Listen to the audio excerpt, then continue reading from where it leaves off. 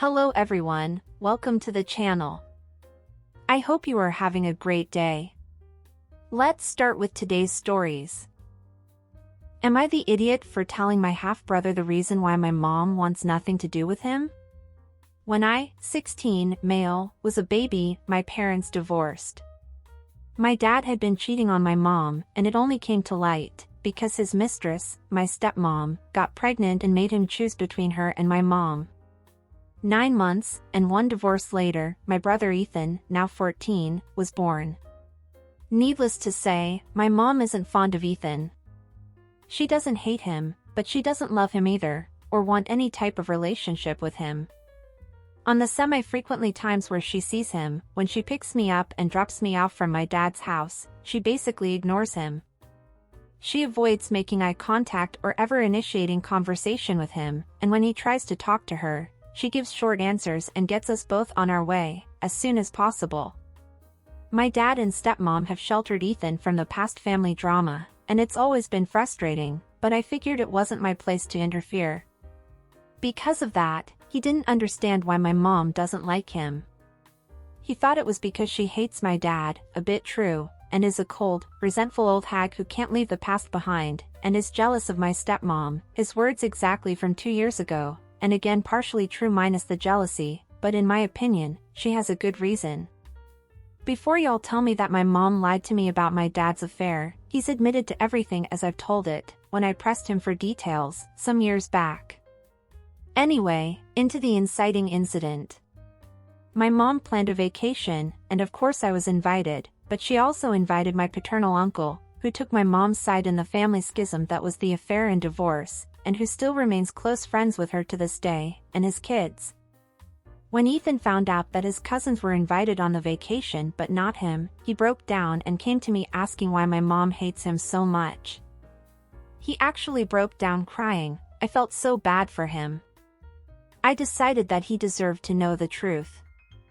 I tried to break the truth as gently as I possibly could, but there's really no good way to tell a sobbing kid that he's the result of cheating, and that's why my mom never wanted a relationship with him. The good side is that he wasn't crying anymore or mad at my mom. The bad side was that he was really pissed off at his parents. Well, I had to leave for the vacation. I'm actually writing on the flight LOL, and my dad and stepmom have been blowing up my phone. They're furious at me for telling him before he was ready. I let my mom know the situation, and she told me that that was kind of a jerk move, because I dropped a bomb and left them to clean up the mess. Ethan isn't exactly emotionally mature, and considering the fury that I last saw him in, I wouldn't want to deal with that mess either. Now, I'm thinking I might have undermined my dad and stepmom's parenting, and maybe I should have at least waited until after I got back, so I could help prevent the implosion that's going on back home. Am I the idiot? OP gives more info in the comments. My mom literally only saw him for 5-minute intervals. You can't be expected to talk to what was to her a random kid when you're trying to get your own kid in the car and to your destination. This whole situation could have been avoided if my dad and stepmom had sat my brother down when he was little and said, "Dad used to be in love with my mom's name, but they aren't anymore, which makes her sad." Or, "She's a busy woman in a rush, don't bug her." Or even, "Not every adult has to be your friend. Are you friends with every kid's mom who comes to pick them up at the end of the school day?" On the other hand, she could have indulged him. A smile and hello costs nothing, and there's no logical reason to resent a kid for being the unfortunate product of the affair that tore your marriage apart. Still, I'd imagine it's hard to separate her resentments from my dad and stepmom, especially since my brother looks a lot like her, from her interactions with my brother. In the end, my mom was hurt, and continued hurting for a lot longer than people in these comments assume. My dad was the love of her life, and the fact that he not only cheated on her, but chose his mistress over her is still a nasty scar to this day. I don't feel it's my place to judge her when I have no idea what it's like to go through all that she has, in such a short time. That "used to be in love" comment was an example of what my dad and stepmom should have said to my brother when he was little. You can't exactly explain the nuances of cheating and pregnancy to a 5-year-old, especially when the villain of that story would be his own parents. Still, that incomplete and disingenuous explanation would have gone a long way to stop my brother from developing this bizarre one-sided attachment and resentment of my mom. He needed to realize that he doesn't need her love or attention, and if he could have come to understand that when he was little, we wouldn't be in this situation right now. Hey, have you talked to Ethan yet? How is he doing? Yes, I have. He's not great. He's mad at the world, mostly my dad, and lashed out and said some hurtful things to both him and my stepmom. I think he called her specifically an evil bitch. He's grounded right now because of that. I didn't know he had so much anger inside him. I just wish he'd find something productive to do with it. I'm gonna recommend martial arts to him, because that's what helped me with my anger when I was around his age. I've been his shoulder to cry on, mostly just comforting him and affirming all his ranting about my dad and stepmom. He's a wreck, but I like to think that it would have been 10 times worse if he found it 24 instead of 14. Info: when did you find out about the family history? I always had a vague idea, like, dad cheated, they got divorced. It was never kept from me, though it was a very taboo topic at my dad's house. When I was 11, I got maybe a bit too curious for my own good and threatened my dad that if he didn't tell me everything, I'd have my mom tell me everything instead. He told me everything, and I confirmed it with my mom. I was an evil little shit, I'll freely admit that, but I don't regret what I did at all. Not knowing the full story was eating away at me. Even my 11-year-old self knew there was something else to the story. My mom was never mean or anything, just passive and indifferent. OP, you are much more chill than me. The moment the kid called my mom, quote, an old rag, I would tell him everything. And some more. Who does he think he is to talk about your mom like that? Apparently, your dad and stepmother have been sheltering him from many things. Basic manners apparently being one of them. But regarding your question, no, you're not the idiot for telling your brother, but maybe you were the idiot for leaving your dad and stepmother to deal with his anger alone. I understand that they would prefer it to be the ones who told your brother their story, but considering the situation you were in, you just told the truth. I also don't get why he cares so much about what your mom thinks of him. Unless he heard her or someone else say something, or if she was rude to him. But maybe she's still hurt by your dad's betrayal, and unfortunately, your brother is a reminder of that. She may be over him, but she still could be hurt by it. And normally, exes do not have a close relationship with the children of their exes' new marriages. Also, she isn't part of his close family, or has any interaction with him, except when she picks you up or drops you off at your dad's house. So, I don't get why what your mom thinks/feels about him is so important to him. Now let's read some comments. Not the idiot, it seems like the parents are the ones who weren't ready.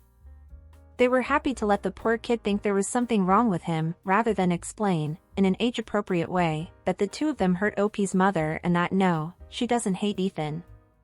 But every time she sees him, she is reminded of that pain, so, she prefers to avoid him. They could also have told him that she is basically a stranger to him, and that strangers don't owe him love. Not the idiot. They had an easy way to fix this. You don't have to go into gory details, but a few facts would have allowed him to understand how your mother felt. The fact that they left it this long and you had to absorb the emotional reaction from him is on them, not on you. I am sure everyone could figure out a better way to let him know. But there does come a point where a young teen has to just give the information that they know as best they can. I think you did that.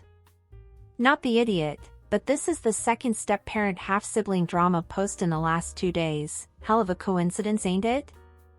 Anyway, the fact that your brother was so upset about your mom, a woman he's barely ever met, didn't like him, tells me that your dad and stepmom have been feeding him lies that he somehow owed a relationship with her even though she doesn't owe him anything.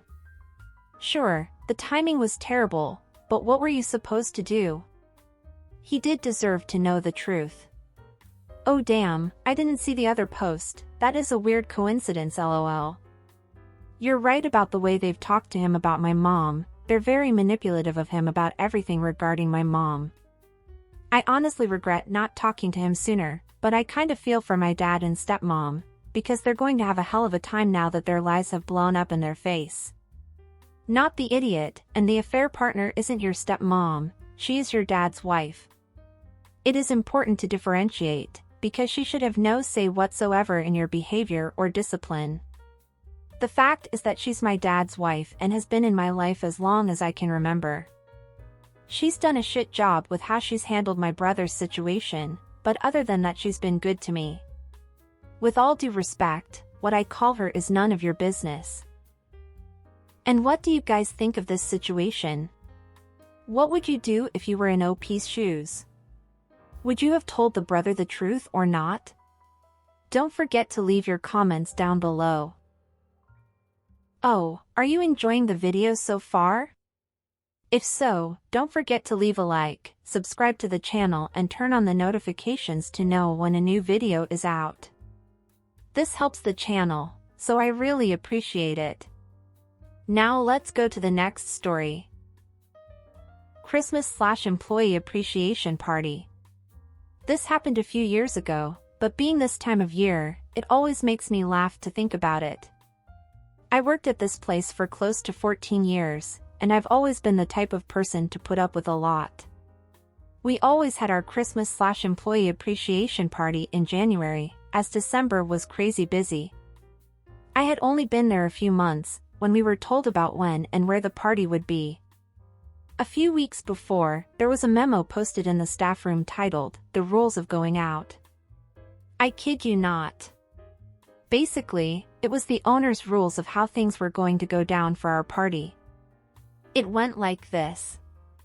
She liked to use lots of capital letters and exclamation marks. 1. The party is for employees only, no spouses. 2. I will pay for one drink only. 3. You can have an appetizer or dessert, not both. 4. Attendance is mandatory. I thought it was funny, and laughed about it to one of my colleagues. They didn't laugh and told me that the owner wasn't joking, she was dead serious. Keep in mind that at the most, there would have been 12 people attending, and that she would completely write this off as a business expense, so why be so cheap? I didn't want to rock the boat, so the first year I just towed the line.